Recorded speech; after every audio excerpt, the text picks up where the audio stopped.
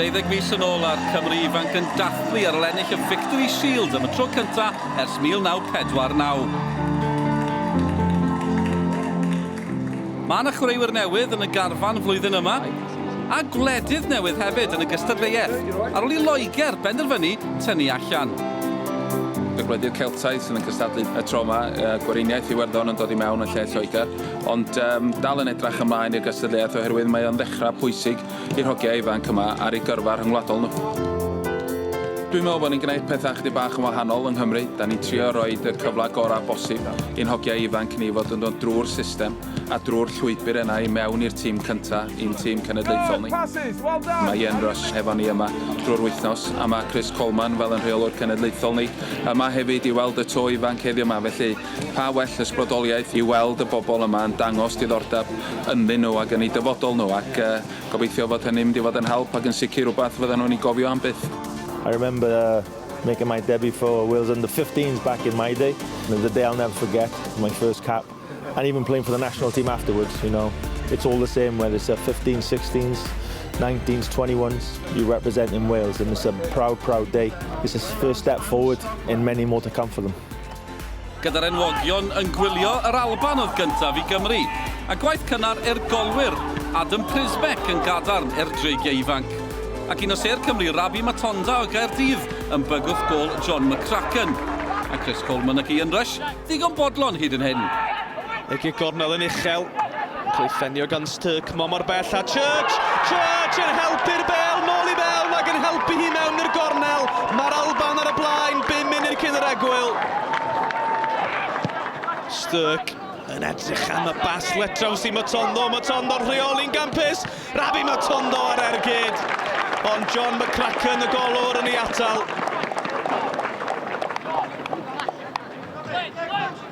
Y gic gornel yn un uchel. Cwpa! Mae Cymru yn gyfartal! Tocyn yr egwyl. Brandon Cooper sgorio 2 i'r tîm dan 17 yn hwyddo'r tîm dan 16. Dros gant o gapiau yn gwylio. Ross. Heibiau Levitt yn hwyr, mae honna'n gig cryf mewn safle peryglus. Ni di chwarae munud dros yr 80. Watt ar gic mewn at Middleton. Mae Houston wedi torri calonau Cymru. Yr Alban yn rhwydo gyda chicol ar gêm ac i ni. Pan ti'n colli'r gêm gyntaf mewn tournament fel hyn, be mae o'n neud wedyn ydy helpu'r chwaraewyr i ddatblygu y cymeriad yna sydd angen. Mae rhaid defnyddio hwn rwan fel rhywbeth sydd yn rhoi profiad positif iddyn nhw o sut maen nhw'n ymatab i golli gêm, a felly medru dod allan mewn 2 ddiwrnod yn positif unwaith eto, dangos cymeriad a hyder a delio hefo'r siom yma. Gweriniaeth Iwerddon oedd nesaf i Gymru, ac yn gynharach maen nhw wedi chwarae Gogledd Iwerddon. Methu cyfle ar ôl cyfle oedd hanes y Weriniaeth. Gyda James Jennings ac Aaron Conley fwyaf gwastraffus. Yr un oedd y stori yn yr ail hanner hefyd, a dim yn disgyn yn iawn i'r Weriniaeth.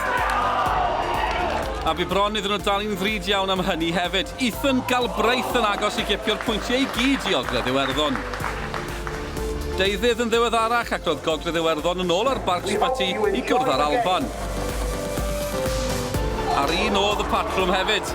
Yr Alban, fer y Weriniaeth, yn methu cyfleuon ar lwc o blaid Gogledd Iwerddon. A'r tro yma, fe nath hynny brofi'n gostus dros ben wrth i Jack Chambers gipio unig gol y gêm.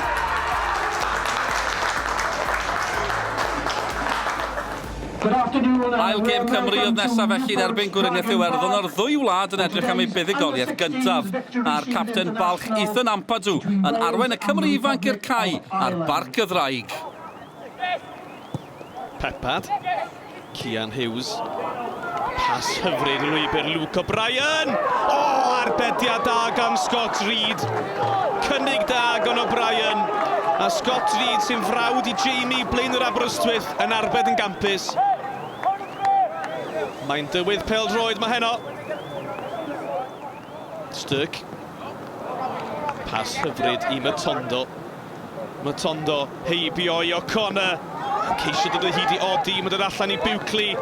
Bowen, mae'n cael ei harbed. Odi eto! Odi hi mewn! Odi ma hi! A Brandon Odi yn rhoi Cymru ar y blaen yn erbyn Gweriniaeth Iwerddon. Ni wedi chwarae 12 munud yn yr ail hanner.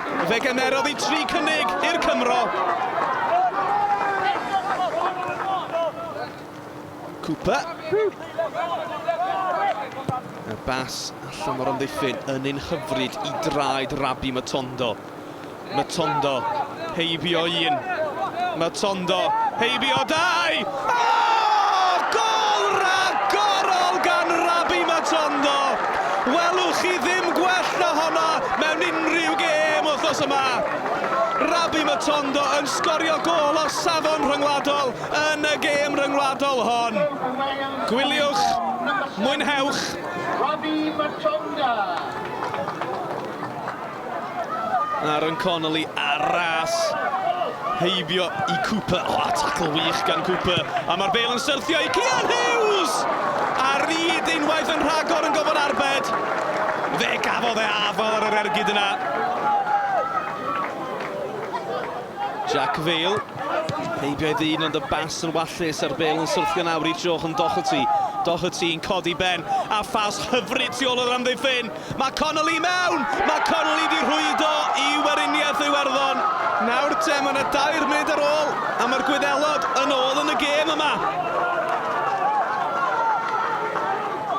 Pepad, y gigwr nawr, mae'n un fer i O'Connor. O'Connor yn tarannu'r bel yn erbyn y trawst.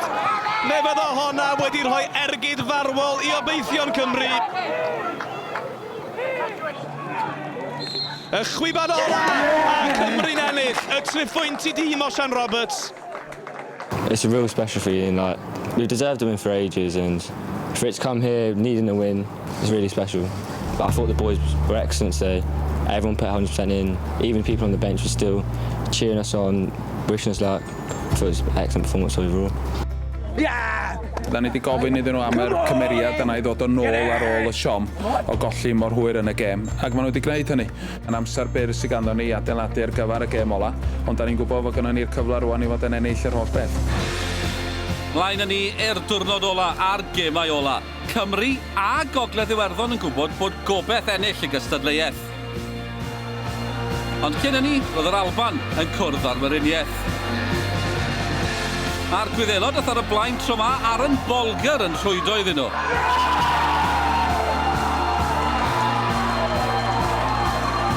Tarodd yr Alban yn ôl yn dilyn cic o'r smotyn Elliot Wards, ond oedd y gêm gyfartal werth dim i neb. Wel, heblaw am Gymru a Gogledd Iwerddon wrth gwrs. Y cyfan yn y fantol felly. Byddai pwynt yn ddigon i Ogledd Iwerddon, ond oedd angen buddigoliaeth ar Gymru i gadw ei gafel ar y darian. Sean Wallace. Fob. Cyffyrddi'r bach taclus i Lwybr Matondo. Y croesiad yn cael ei wiro i Lwybr Sian Spence a mae Cymru ar y blaen. 7 munud sy'n ar y cloc. Rabi Matondo eto mor beryglus, y croesiad yn gwiro a Sean Spence yn cymryd i gyfle'n gampus. Un i ddim i Gymru wedi 7 munud. Os mai dyma fydd y sgôr wedi 80, bydd Cymru'n cadw gafel ar y Victory Shield. Brown yn ôl i Ferguson y capten. Ferguson i McAnuff. Chydig o le i ergydio ac i rwydo yn y modd mwyaf safonol.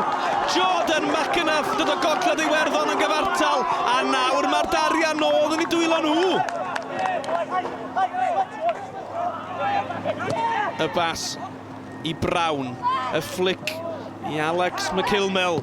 McKilmel ar ergyd, ond Prishbeck yn o'i arbed.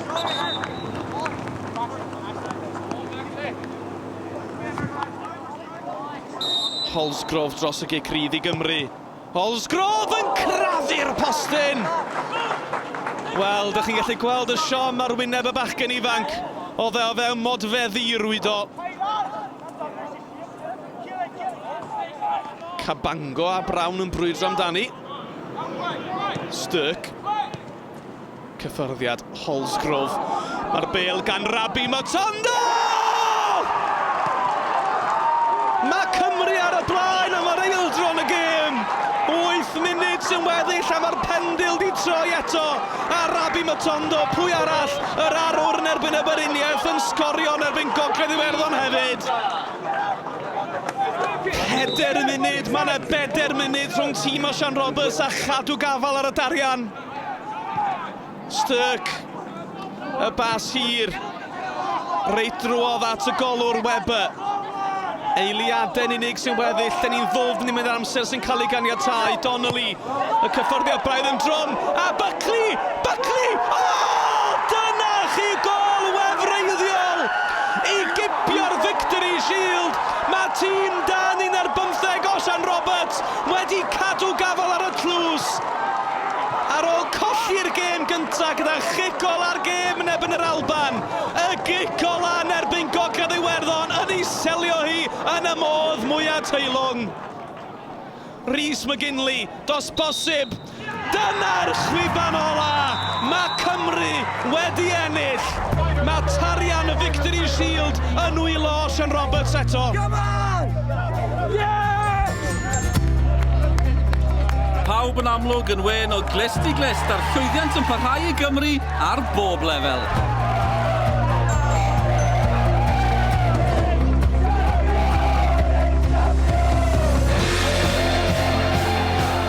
Dyna be mae rhywun yn freuddwydio amdano yn y swyddi. Dwi'n hynod o ffodus i weithio efo pobl ifanc talentog fel hyn. Ac maen nhw wedi bod yn bendigedig i weithio efo. They put in everything, they deserve what they get, and I think there's all credit not to the players but to the coaches as well. Mae hwn yn profiad bydd yn aros efo nhw ac efo'r teuluodd yr rhieni ac yn y blaen am flynyddoedd maith i ddod. Magic, Geir Oeddio. Magic.